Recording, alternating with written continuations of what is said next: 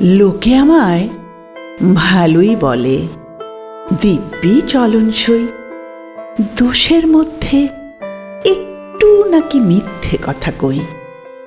ঘাটশিলাতে যাবার পথে ট্রেন ছুটেছে যখন, মায়ের কাছে বাবার কাছে করছি বকম বকম।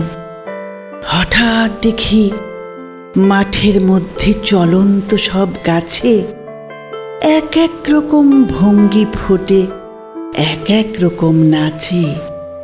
ওমা, দেখো নৃত্যনাট্য! যে বলেছি আমি, মা বকে দেয়, বড্ড তোমার বেড়েছে ফাজলামি। চিড়িয়াখানার নাম জানো তো?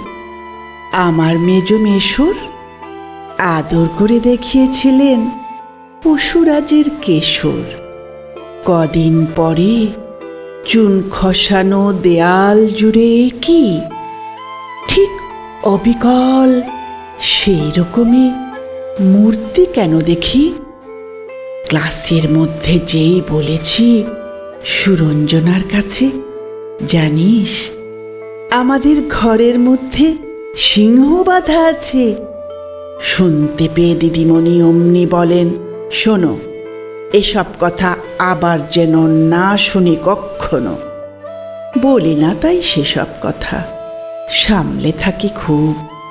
কিন্তু সেদিন হয়েছে কি, এমনি বেয়াকুব।